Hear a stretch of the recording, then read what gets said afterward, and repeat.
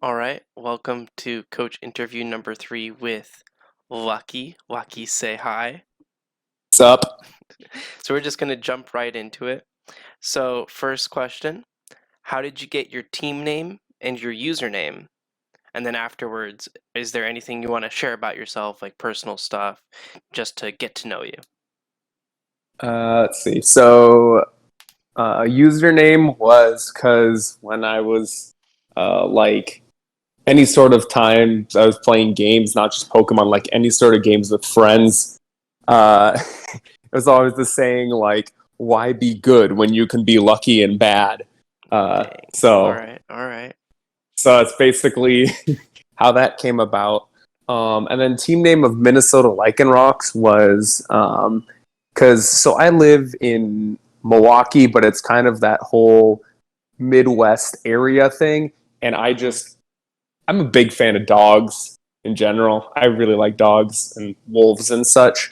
Mm-hmm. So when Gen 7 came out and Lycanroc was a Pokemon, I'm like, that's my new favorite Pokemon. I'm kind of in the same area, and it fits well because even though the name pun isn't the best, uh, like doesn't sound like the Timberwolves, Minnesota Timberwolves, and Lycanroc is basically a wolf. So that's how the team name came So, about.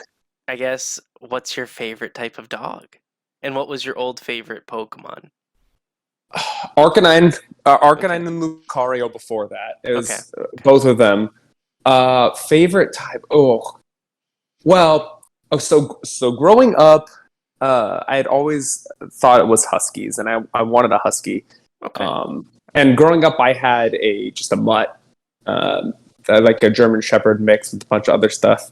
Really good dog. But now that I have a golden doodle, I'd have to say doodles are probably my favorite dog, just because they have such great personalities. And I never thought I would that would be my favorite before I got one, and now I got one, and I don't know if I'm going to go back. So. All right. And then, is there anything you want to share about yourself just to get to know the person behind this lucky character? Uh, Things you I don't like, know. yeah. Not in Other particular. I game, mean, any hobbies, any uh, games you like, that type of stuff.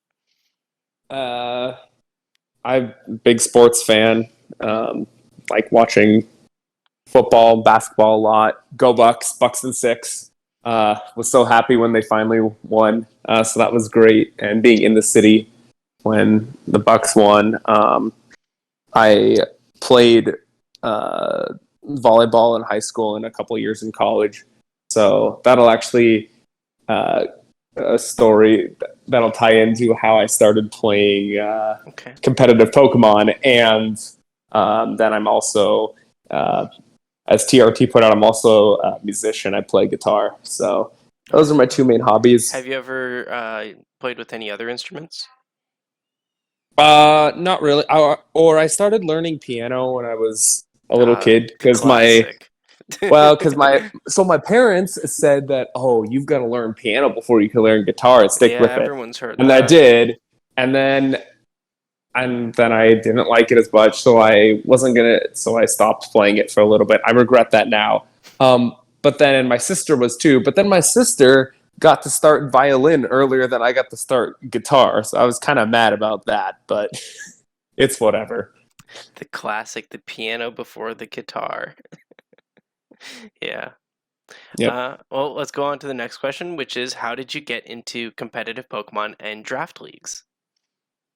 So competitive Pokemon, as I said, it ties into volleyball a bit. So it was like uh, my sophomore year. We had a kid on the team that he had was also into Pokemon a bit, um, and like he brought his DS one day, and I did too on like the bus going to the game, and he just completely kicked my ass because it was I didn't know anything about competitive at that time, and like my Pokemon were all under leveled, and I was like, God, this sucks. So then he told me about Showdown, and then I found Showdown, and I was like, this is kind of cool. And that was in Gen 5. So yeah, before that I just battled a little bit with friends in like Gen Right, 4, but right. The eh, usual stuff people did back then. yep. Yeah. And then, okay, so that's competitive. So how'd you get into draft leagues? Some time in college, it somehow got that I'd played Pokemon in the past, and a couple of my friends were like, "Hey, we're trying this draft league thing. Do you want to try it out?" And I was like, "Sure." And it was fun. I did it for a couple seasons before it died. Hmm. But then luckily, like I was like, "Oh, this is actually kind of fun." So I think it was in the towards the middle or not the end of season 3. I think I saw on Reddit that you were looking for a replacement coach similar to T4U, but I think I don't know.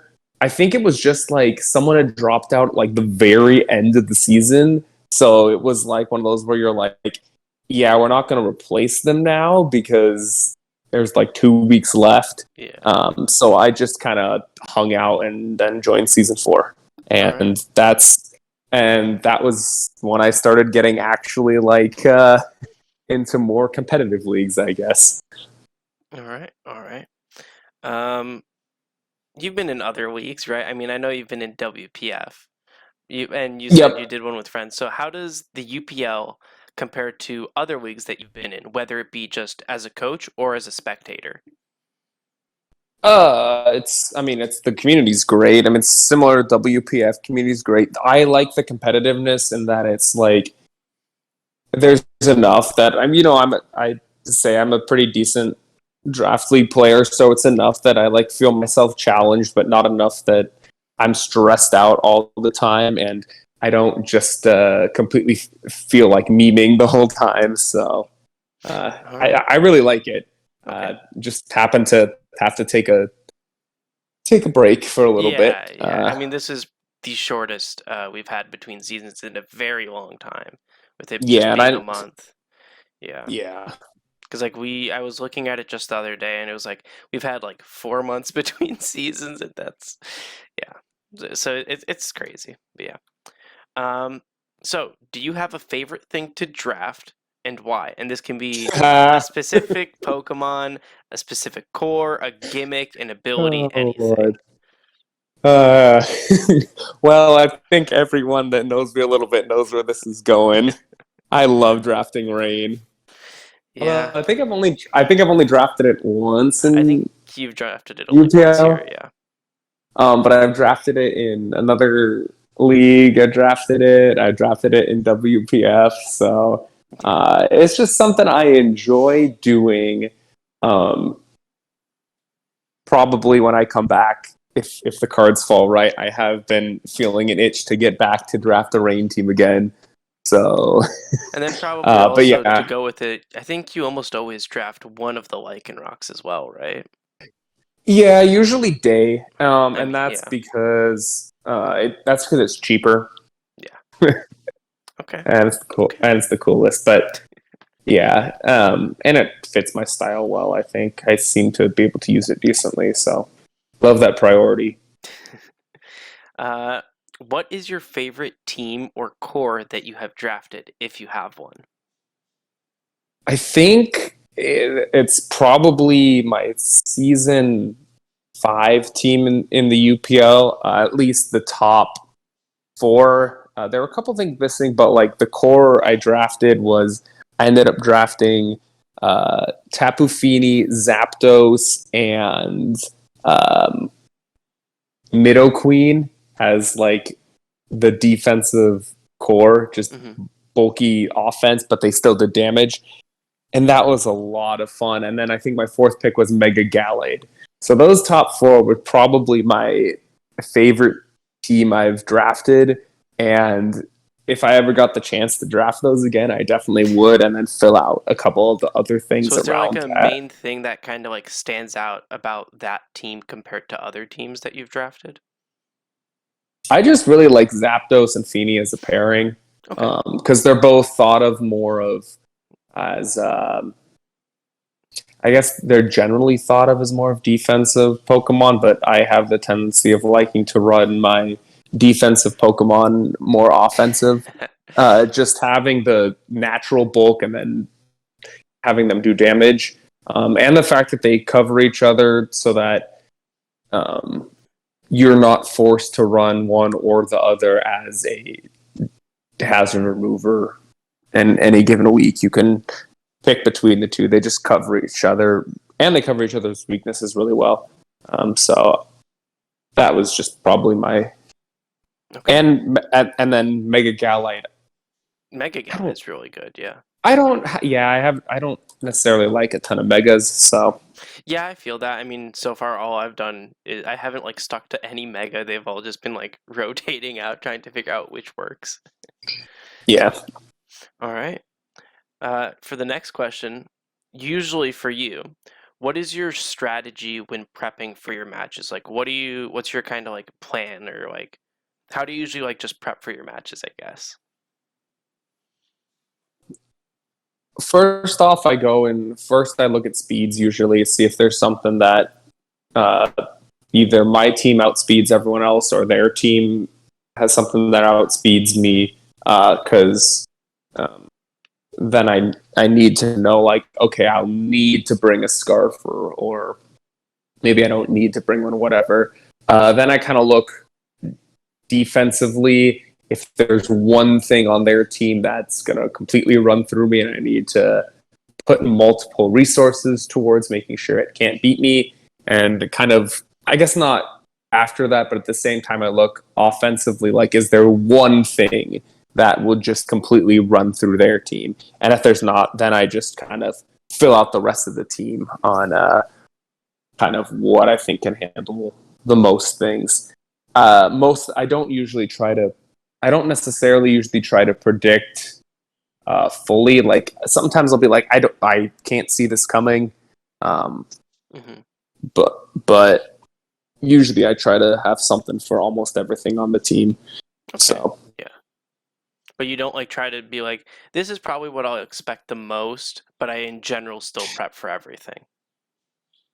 uh, a little bit of that, yeah, I think. Okay. Okay. Interesting. And then I believe this is the last question, but as someone who almost consistently makes it into playoffs or generally does very well, what advice can you give to other coaches? Because we have a lot of people that are like first time to reach that goal. Uh, Draft something that you're comfortable using. Dang, this Um, sounds almost copied from T for you. No.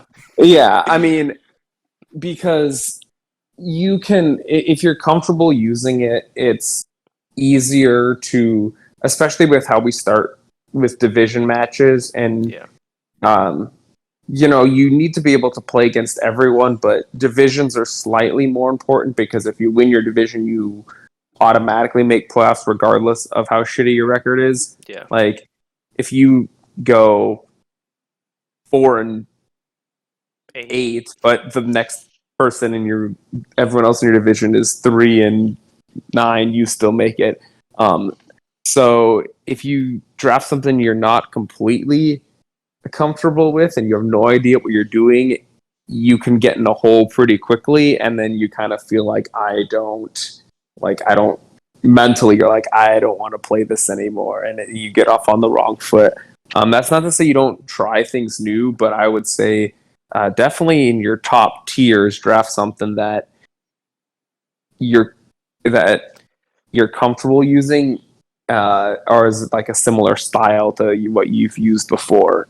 Don't go completely new unless that's something you just really want to try for once. But Okay. I think it's solid advice.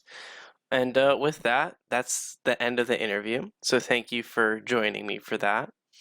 And no that's problem. all.